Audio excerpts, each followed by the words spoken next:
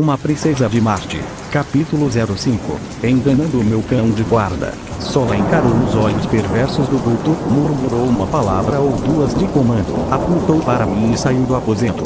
Tudo o que pude fazer foi considerar o que aquela monstruosidade de aparência feroz poderia fazer quando deixado a sós com um pedaço relativamente tenro de carne. Mas meus medos não tinham fundamento, pois a fera, depois de me inspecionar de forma intensa por um momento, cruzou a sala até a única saída que levava à rua e deitou-se atravessado na soleira. Essa foi minha primeira experiência com um cão de guarda marciano, mas não estava destinada a ser a última.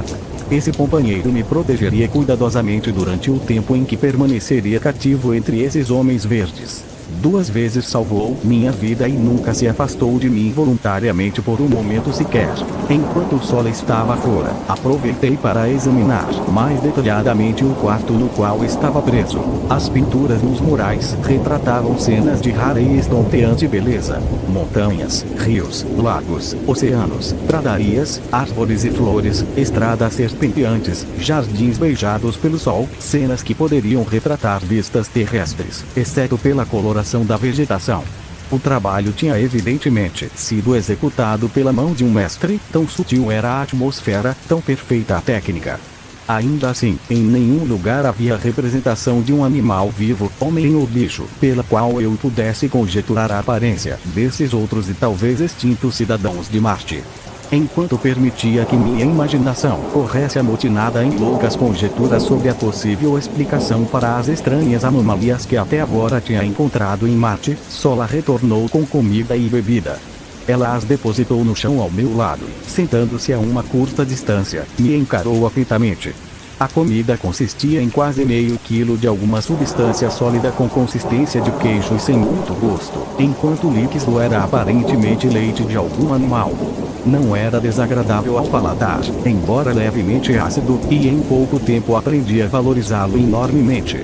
Ele provinha, como descobri mais tarde, não de um animal, uma vez que existia apenas um mamífero em Marte e esse mamífero era, sem dúvida, bastante raro, mas de uma grande planta que cresce praticamente sem água, mas parece destilar seu abundante estoque de leite a partir dos produtos do solo, da umidade do ar e dos raios do sol. Uma única planta dessa espécie pode fornecer 8 ou 10 litros de leite por dia. Depois de comer senti-me bastante revigorado, mas, sentindo a necessidade de descansar, me estirei sobre as sedas e logo dormi. Devo ter dormido várias horas, pois estava escuro quando acordei e sentia muito frio. Notei que alguém havia jogado uma pele sobre mim, mas ela estava parcialmente mal colocada e no escuro não conseguia arrumá-la. Subitamente, uma mão se esticou e puxou a coberta para cima de mim, adicionando outra logo em seguida. Presumi que minha zelosa guardiã fosse Sola, e não estava errado. Apenas essa garota, entre todos os marcianos verdes com os quais tive contato, revelou características de simpatia, gentileza e afeição. Sua atenção às minhas necessidades físicas foi infalível e seu cuidado solícito me poupou muito sofrimento e provações. Como eu aprenderia, as noites marcianas são extremamente frias, e como praticamente não há crepúsculo ou aurora, as mudanças de temperatura são súbitas e muito desconfortáveis, como as transições entre a luz do dia e a escuridão.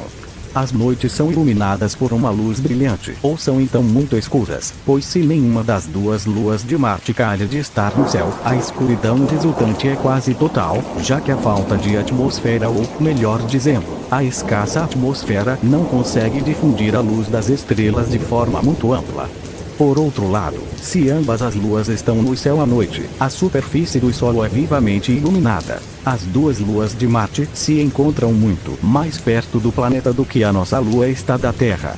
A Lua mais próxima está a cerca de 8.000 quilômetros de distância, enquanto a mais afastada está a pouco mais de 22.000 quilômetros de distância, em comparação aos mais de 400.000 quilômetros que nos separam da nossa Lua. A lua mais próxima de Marte completa sua evolução ao redor do planeta em pouco mais de 7 horas e meia, de forma que pode ser vista atravessando o céu como um gigantesco meteoro 2 ou 3 vezes por noite, revelando todas as suas fases a cada passagem pelos céus. A lua mais distante gira em torno de Marte em cerca de 31 horas e 15 minutos, e com seu satélite irmão, torna a paisagem noturna uma cena de estranha e esplêndida grandeza. E é bom que a natureza tenha iluminado a noite marciana de forma tão graciosa e abundante, pois os homens verdes de Marte, sendo uma raça nômade sem grande desenvolvimento intelectual, possuem apenas meios primitivos de iluminação artificial, dependendo principalmente de tochas, um tipo de vela e uma lâmpada a óleo que gera gás e queima sem pavio. Esse último dispositivo produz uma luz branca brilhante de longo alcance, mas como o óleo natural exigido para alimentá-la só pode ser obtido através da mineração em um dos vários locais remotos e longínquos, é utilizada poucas vezes por essas criaturas cujo único pensamento é o hoje, cujo ódio ao trabalho manual os tem mantido em um estado semi-bárbaro por incontáveis eras. Depois que Sola arrumou minhas cobertas, dormi novamente, acordando apenas quando já era dia. Os outros ocupantes do quarto, 5 no total, eram todas mulheres e ainda estavam dormindo, amontoadas com uma diversificada gama de sedas e peles.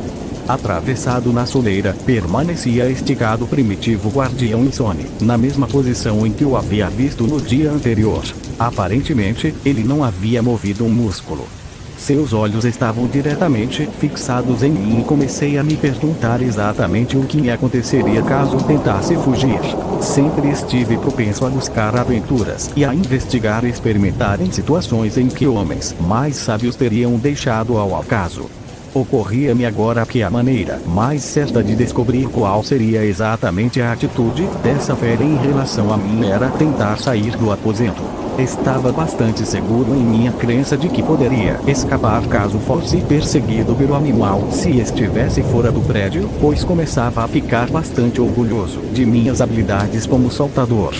Além disso, pude deduzir, pelo comprimento diminuto de suas pernas, que o animal em questão não era um saltador e, provavelmente, nem corredor. Assim, devagar e com cuidado, me coloquei em pé, apenas para ver se meu observador fazia o mesmo. Cautelosamente, avancei em sua direção, descobrindo que me movendo em uma marcha arrastada era capaz de conservar meu equilíbrio e fazer um progresso razoavelmente rápido. Conforme me aproximei do animal, ele cautelosamente se afastou de mim. Quando cheguei ao exterior, ele se moveu para o lado para permitir minha passagem. Ele então se postou atrás de mim e seguiu-me a uma distância de cerca de 10 passos conforme eu avançava pela rua deserta. Evidentemente sua missão era apenas me proteger, pensei, mas quando atingi o limite da cidade, ele subitamente pulou à minha frente, produzindo sons estranhos e expondo suas horrendas e ferozes presas. Pensando em me divertir um pouco às suas custas, corri em sua direção. Quando estava quase em cima dele, saltei no ar, aterrissando muito além e afastando-me da cidade. Ele se virou e disparou em minha direção com a velocidade mais pavorosa que já havia visto. Havia pensado que suas pernas fossem um obstáculo para a rapidez, mas se ele estivesse correndo com galgos ingleses, esses últimos teriam parecido tão lentos quanto um capacho. Como eu viria a saber, esse era o animal mais veloz de Marte. Devido à sua inteligência, lealdade e ferocidade, era usado na caça, na guerra e como protetor dos homens marcianos. Rapidamente percebi que teria dificuldade em escapar das presas da fera em um percurso reto, de modo que respondi a sua disparada voltando por onde tinha vindo e saltando sobre ele quando estava quase me alcançando. Essa manobra me deu uma vantagem considerável e fui capaz de chegar à cidade bastante à sua frente. Como ele vinha uivando atrás de mim, pulei para uma janela a cerca de 10 metros do chão na frente de um dos prédios com vista para o vale. Agarrando o peitoril, me içei e sentei sem olhar para o interior do edifício e fitei para o desconcertado animal abaixo de mim. Porém minha exultação foi curta.